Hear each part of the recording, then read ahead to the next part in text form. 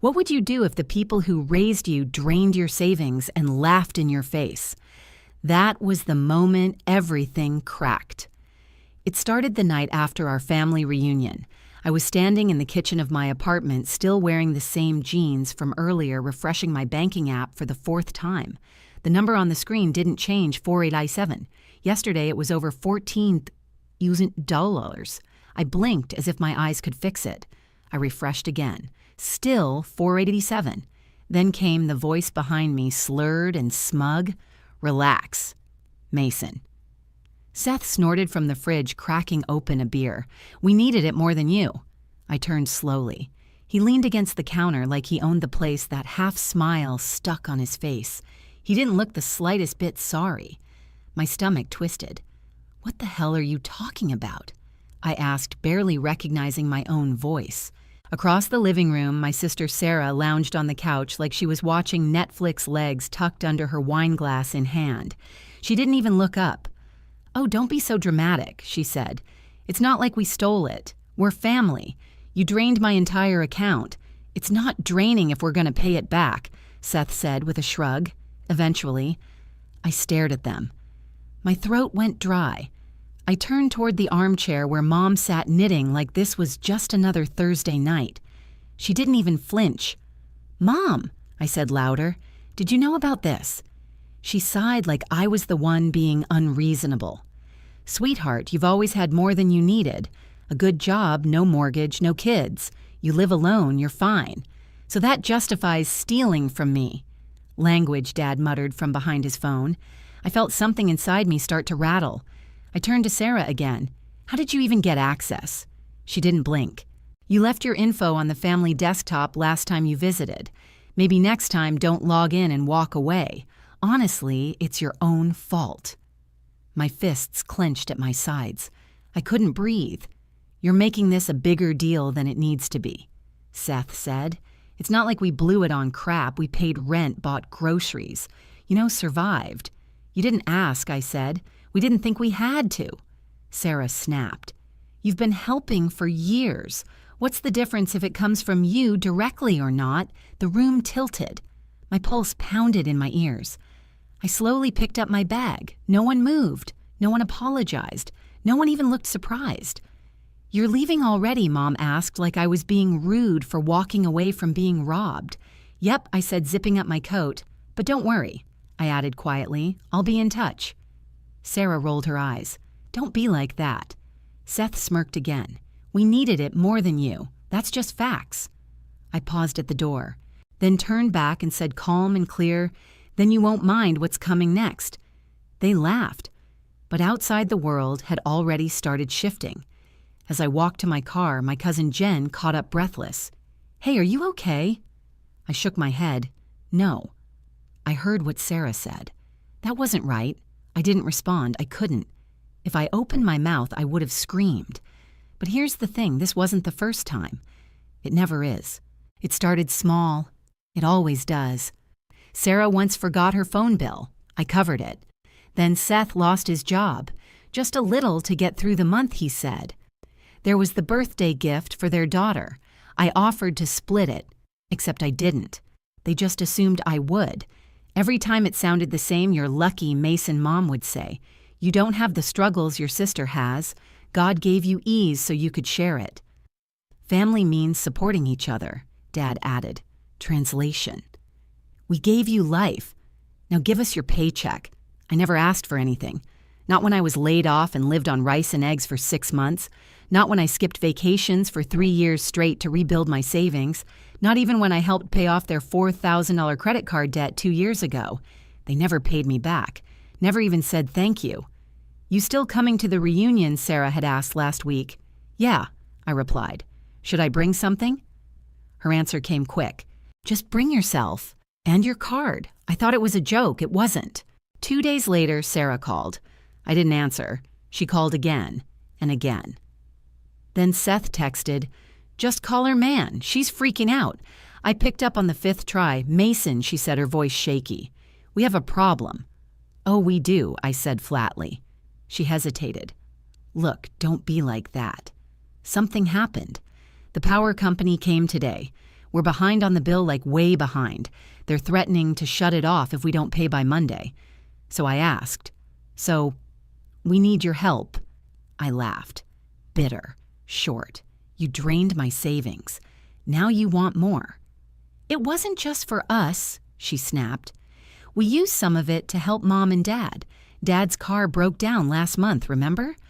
"No one told me," I said, "because you know I would have said no. Because it's not my job. You're being dramatic. No, Sarah, this isn't just messed up. It's criminal." "You always helped," she snapped. "That's what you're for, right?" There it was. The sentence I would never forget. That's what you're for. That night, I couldn't sleep. I lay there staring at the ceiling, going over every moment of the past 5 years, every favor, every unspoken demand, every time they made me feel like I didn't have a choice. They never saw me as a brother, a son, a person, just a bank account with a heartbeat, and they had just overdrawn it one last time. But I had no idea what was still coming. You've always helped. That's what you're for. That line stuck to the inside of my skull like a splinter I couldn't dig out.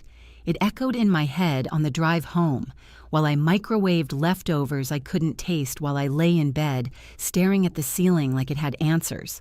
My eyes were open, but all I could see was that reunion, that couch, that smirk, that smug shrug.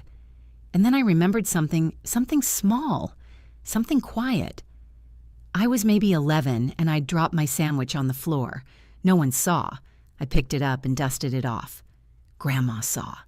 She didn't say anything until that night when she tucked me into the guest bed at her house, the one that always smelled like lilacs and old wood.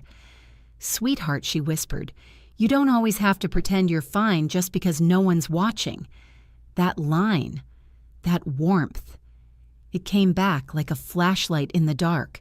Because that's what it had always been, pretending I was fine, pretending I didn't mind being the giver, the fixer, the invisible backbone of everyone else's life. And now they'd turned me into an ATM they didn't even bother to thank. 3 days after the call, Mom reached out, not with concern, not with apology, but with a family dinner invite. "We need to talk," she said, her voice oddly formal. She didn't ask how I was. She didn't ask about the missing money. She didn't ask if I was okay. "We're planning a dinner, just us. Come over tonight." My stomach twisted. "What's this really about?" I asked. "Mason," she said, voice low, "you've caused a lot of tension. It's time to clear the air." I caused tension. Still, I went. Part of me wanted answers. Another part just wanted to see if they'd even try to fake remorse. They didn't. When I walked into the house, Sarah was already standing by the window, arms crossed, lips pressed tight. Seth sat sprawled on the couch like it was poker night. Dad shuffled through the mail like it was business as usual. Mom hovered in the kitchen, setting the table with more force than necessary. "Well, look who showed up," Sarah muttered. "The victim himself." I dropped my bag near the door. "Let's just get this over with," good Seth said, cracking his knuckles.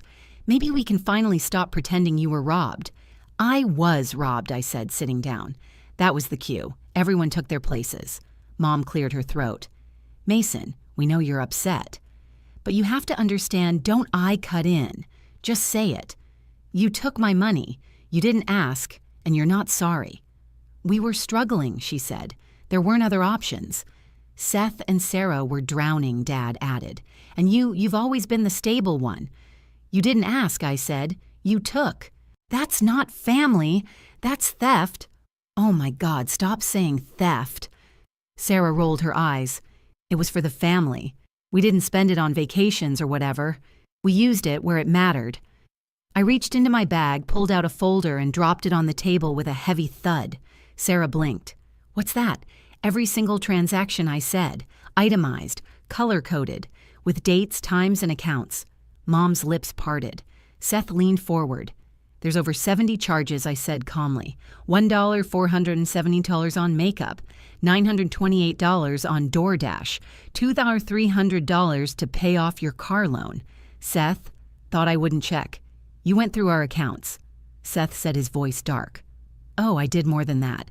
I opened my laptop and turned it toward them. The screen lit up with a bright color-coded spreadsheet and a fraud report confirmation. I filed it all. Identity theft, unauthorized access, fraud. Sarah's mouth fell open. You didn't? She breathed. I did. You called the police. I turned to Mom. Still think this is just a family misunderstanding? Dad stood abruptly. This is insane. You want to put your own sister in jail. You put yourselves there, I said coldly. Then 3 hard knocks. The sound froze the room. Seth looked at the door, then at me. Mason, tell me you're not serious. I didn't speak. The door opened. 3 people stepped in, agents from the Financial Crimes Unit, badges visible. Mr. Mason Carver, one asked. Yes, thank you for your cooperation. We'll take it from here. Mom gasped. Sarah dropped into a chair like her knees gave out. Seth stood like he might bolt, then froze. You are all listed as parties of interest, one of the agents said calmly, in an open case involving unauthorized electronic transfers and identity misuse. Identity theft. Mom gasped. He's our son. Family ties don't make illegal activity legal, the agent replied. We didn't steal anything, Sarah cried. We had a right. He always helped us. Thinking you're entitled to someone's money doesn't make it yours. Remain seated, please. I stepped back as they moved into the room, and for the first time in my life, they didn't talk over me. They didn't mock me. They didn't laugh. Mom looked at me with tears already forming. Mason, please, we didn't mean to hurt you. We were desperate. You've always been the strong one. I looked her straight in the eyes. You don't get to cry now. Sarah tried to speak. No words came. Seth was pale, stiff as a statue. I slung my bag over my shoulder. You want to talk about what family is, I said, my voice even. It's trust, it's respect. It's asking, not assuming. Not stealing, not laughing while I bleed. They said nothing. I turned to the lead agent. I'll be outside. He nodded. We've got it from here. I walked out into the cold night air, and for the first time in years, no one stopped me. They laughed when I said I'd do something, but they weren't laughing when the agent stepped inside. Outside the house, the air was cold and clean, sharper than it had been in years. I stood by my car, the one I'd paid off early, the one I maintained myself. Inside, I could still hear muffled voices, raised, panicked, defensive. Then came footsteps. An agent stepped out and nodded. We'll be in touch soon, Mr. Carver. You did the right thing. That phrase didn't land the way it should have. I wasn't sure how to feel. Angry, relieved, hollow. Instead, I just said, thanks, climbed into my car and drove. I didn't go home. An hour later, I pulled up to a small house on the edge of town. White siding, blue shutters, a cracked stone path leading to the porch. My grandmother's old place. She'd passed 3 years ago, but I never let go of the key. If they ever turn on you, Mason, she used to say, this door will open for you. And it did. That night, I slept for 11 hours straight. No texts, no guilt, no heavy fog in my chest, like every time I stayed near them. I woke up to sunlight pouring through faded curtains, the smell of dust and quiet peace, and something inside me had changed. I made coffee in the chipped mug she always used, stood by the window, and breathed. For once, I wasn't checking my phone every 30 seconds. For once, I wasn't calculating who I'd need to cover for next. But the silence didn't last. That afternoon, the email started. Dad first. This has gone too far. You've humiliated the entire family. What happened to loyalty? Then Sarah. I hope you're happy. They're freezing our accounts. Seth's being investigated at work. You ruined our lives over a couple of payments. A couple try tens of thousands of dollars. Try 5 years of silent sacrifice. Then came Mom's voicemail. Her voice cracked halfway through. You didn't have to do it this way. We could have handled it like a family. They're threatening charges, Mason. They said we might lose the house. I replayed that last line. They might lose the house. And for a split second, my stomach twisted again. Old instincts, old guilt. But then I said it out loud just to hear the truth in my own voice. I already lost a home. I lost it when they decided I was worth more as a wallet than as a son. 2 days later, I got a text from someone I never expected, my younger cousin Eric, the quiet one. We barely talked outside of family birthdays. Just so you know, Sarah's trying to shift the blame on you, says you knew and approved the transfers. There's a lawyer involved. Watch your back. I stared at the screen. Even now, even with everything crumbling around them, they were still trying to flip the story. I called my lawyer. Send everything I said.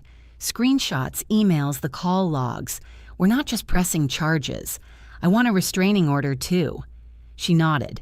And Mason, she added, "You're not wrong to do this." I didn't reply, but I needed to hear that. Not every message was poison. A week later, I got a short email from Kelly Seth's sister. We hadn't spoken in years. I know we haven't talked in forever, but I just wanted to say you were right about all of it, about how they treat you, about how toxic it's gotten. I used to think you were cold. Now I think you were brave. I read her words 3 times. Brave. No one in my family had ever used that word on me. I didn't even know I needed it until I read it. Then came the final message, the one that sealed it. My phone buzzed. Unknown number. I almost ignored it. But something told me to answer. Mason. The voice was small, hoarse. Sarah. I didn't say anything. She kept talking. Look, I know I messed up, okay? I went too far. I didn't think it would go like this. Seth's been suspended. Mom won't stop crying. Dad won't even speak to me. And you. She trailed off. You always had the power to ruin everything, she whispered. And you finally did.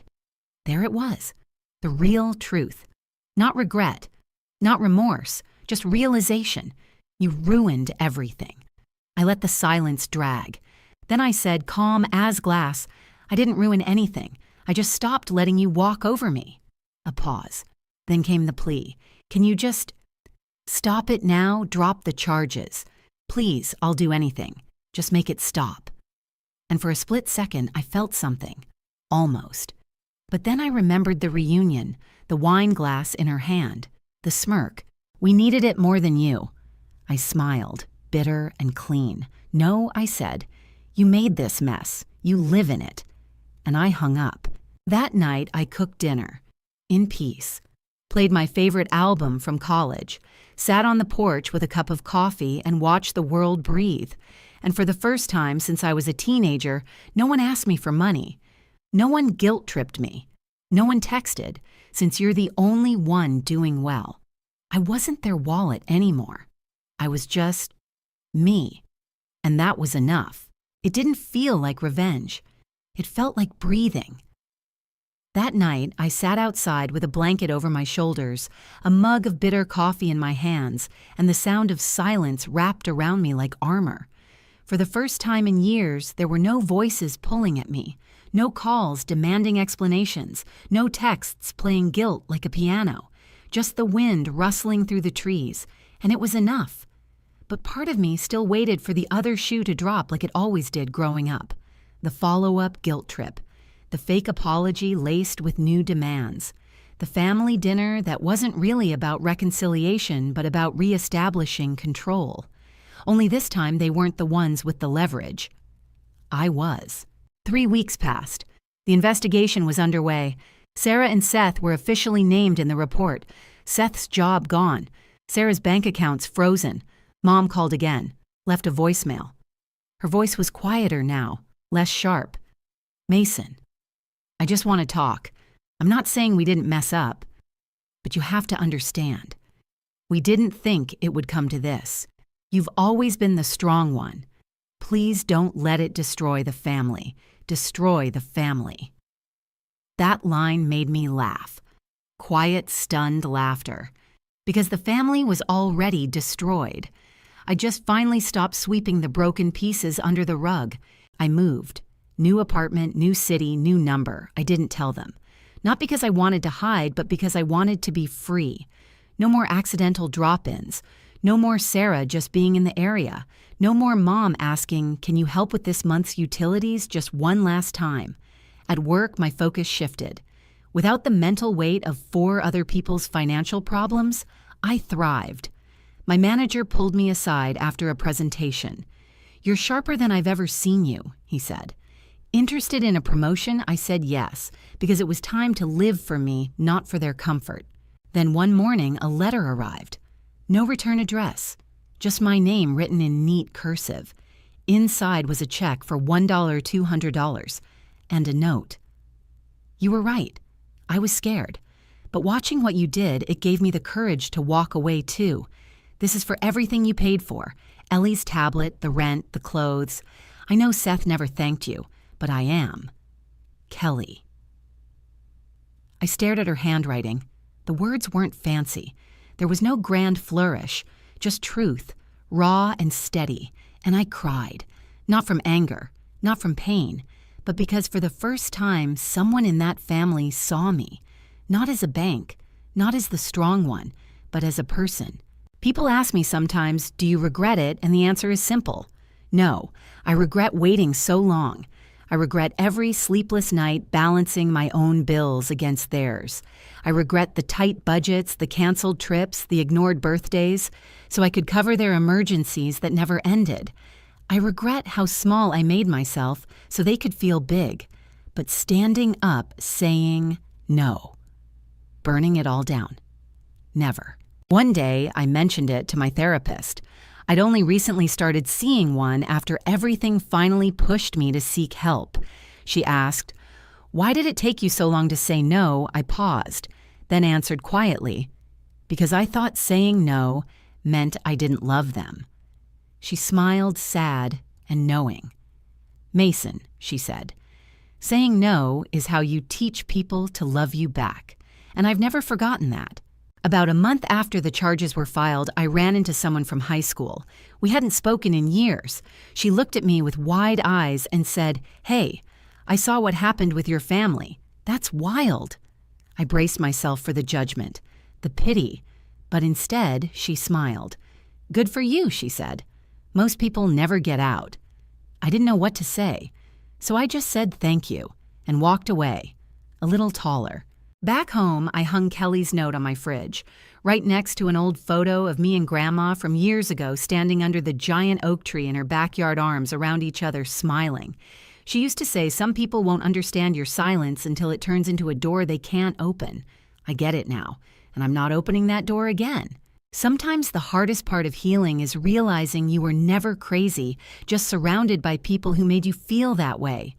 By the time the second court notice arrived, I had stopped waiting for apologies. What came instead was a cold, carefully worded email from Sarah and Seth's lawyer. It wasn't an admission of guilt. It wasn't remorse. It was damage control. Our clients are open to resolving this matter privately without the involvement of law enforcement should you choose to drop the charges and sign a confidentiality agreement. Not a single word about what they did. Not one sentence acknowledging that the money they took was mine, that the access was unauthorized, that they weaponized family like a crowbar to break into my life. They wanted to put it all back in the box, lock it up, pretend it never happened. I told my lawyer, let it burn. A week later, another letter arrived, this time from Mom. 10 pages, her handwriting still neat but trembling in parts. It started like this. "I don't know where to begin, so I'll just start here. Things got out of hand. That much is true. We didn't mean to hurt you." Already I could hear her voice in the words, sweet, measured, carefully avoiding blame. Then came the line that stuck with me. "We just assumed you'd always be there. That's what good sons do. Not we were wrong. Not you didn't deserve this. Just you were supposed to stay quiet and keep giving." That sentence said everything, and I finally saw it for what it was. I didn't write back. I didn't call. And for the first time, I didn't feel guilty about it. Because sometimes the most dangerous thing you can do to a toxic system is leave it and refuse to explain yourself. The fallout came fast. Sarah's bank account still frozen. Seth under formal investigation at his workplace for falsifying financial disclosures. Turns out he used some of my money to pay off a loan he'd lied about on an employment form. Mom now trying to refinance the house. her voice shaky when she left one more voicemail. "They're talking about repossession. Please, Mason, can't we just fix this?" Dad apparently telling distant relatives that outside influences had torn the family apart. Still, no one said we were wrong. Still, no one said we're sorry. And then, something strange started to happen. I started sleeping deeper, waking up with fewer knots in my stomach. My appetite returned. I found myself sitting in coffee shops on weekends again, something I hadn't done in years because I was always budgeting for someone else's crisis. I started decorating my apartment, hung up art, bought a new bookshelf, replaced the broken lamp I'd taped together twice instead of replacing because Sarah needed a few hundred to get through the week. I was rebuilding, not just my finances, myself. And just when I thought that chapter had closed, one final twist arrived. My lawyer forwarded me a deposition from Sarah. Inside was a claim I hadn't expected Mason was aware of the transfers. He approved them. He even joked about how we could take what we needed. He said, and I quote, "I always got you." I felt my jaw clench as I read it. She was trying to flip the story legally now, to paint me as complicit, to escape the consequences by saying, he knew, he let it happen. My lawyer called. "We'll respond. We have the texts, the emails, the screenshots. You're fine." But that wasn't the point. It wasn't about the legal outcome. It was that even now, even with everything unraveling around her, she still couldn't tell the truth, not even to save herself. I sat with that for a while, that anger, that final betrayal. But then I remembered something Grandma told me once years ago sitting on the porch as the sun went down. I must have been 13, maybe 14. I was upset because Sarah had borrowed money from me again and never paid me back. She said she forgot I told Grandma. She looked at me for a long moment, then said something I didn't understand until now. Some people borrow your kindness, but they spend it like it was theirs to begin with. Sarah never forgot. She just believed she was entitled to everything I had. That night, I lit a candle on my new coffee table, put on a quiet playlist, cooked my favorite meal, something I hadn't done in years. I didn't answer any calls. I didn't check my email. I just sat, in my space, in my peace. And for the first time in a long time, I didn't feel like I owed anyone anything. Not money, not explanations, not access, nothing. People like Sarah, they don't believe they're villains. They believe they're owed. They believe that if you say no, you're cruel. That if you set boundaries, you're punishing them. That if you stop giving, you're ungrateful. But I've learned something powerful.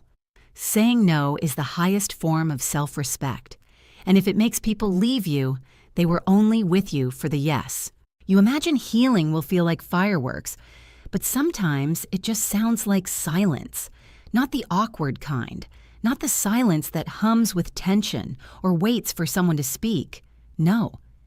This silence was clean, like air after a thunderstorm, like waking up and realizing no one needs you to bleed today. 3 months had passed since the night I blew everything up, since the financial crimes unit stepped into that house, since Mom gasped, Sarah collapsed into a chair, and Seth looked like he might sprint through a wall. Since I stepped out the front door without a single hand grabbing for me, voice calling after me, guilt trying to pull me back in. I hadn't seen them since. I didn't plan to. They say you can't choose your family, and maybe that's true. But you can choose how much of yourself you're willing to lose, trying to keep them happy. And I was done losing. The fallout came fast and messy. Sarah and Seth tried to spin the story, claiming misunderstandings, technical errors, and miscommunication.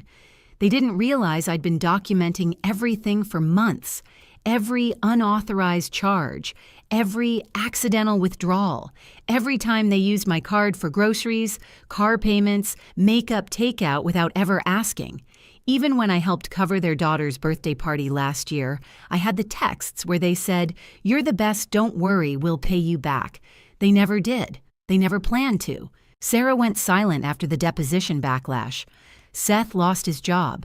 Mom tried to save the house, but too many late payments and too much financial fraud tied to her name made the bank nervous. The refinancing fell through. And Dad, he just kept telling people I'd been influenced, that I wasn't acting like myself. He was right. I wasn't. I was acting like someone who finally realized he was allowed to stop giving, to stop carrying, to stop apologizing for being tired. Some nights I still got flashes: the table, the laughter, Sarah sipping wine while I stared at my empty bank account, Seth's grin, Mom's knitting, Dad scrolling, no one standing up for me, no one saying that's not right, just you've always helped, just we needed it more than you. They never saw what they took. It wasn't just money, it was trust, time, mental bandwidth, sleep, safety, peace. They drained my life like a bank account, and for years I let them because I thought that's what love looked like. Now I wake up and make coffee slowly. I go on walks without checking my phone for another family emergency. I eat lunch without wondering if I'll need to wire $200 for a surprise expense. My calendar has space. My thoughts have space. I have space. And in that space, I found something I didn't expect myself. People ask, do you talk to them at all? No. I don't check their social media. I don't read their messages. I don't open the door if someone unexpected knocks. Not because I'm angry, because I'm free. And I plan to stay that way. Sometimes I think about Kelly, about her check, her note. And you were right. I was scared, but you showed me a way out. She got out too. I wonder how many others are out there being used, guilt-tripped, emotionally blackmailed in the name of family. How many good sons, good daughters, the strong ones, are quietly bleeding dry to keep the peace? How many are convinced their silence is love? If you're one of them, hear me when I say this. You don't have to set yourself on fire to keep others warm. You don't have to justify your boundaries. You don't have to apologize for saying enough. You're allowed to walk away, and when you do, you don't lose a family. You find yourself. I'm not their wallet anymore. I'm not their backup plan. I'm not their emergency fund. I'm not the one who always helps. I'm Mason. That's all I've ever needed to be. And finally, it's enough.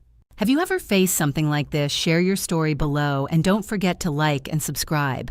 Your strength deserves to be heard.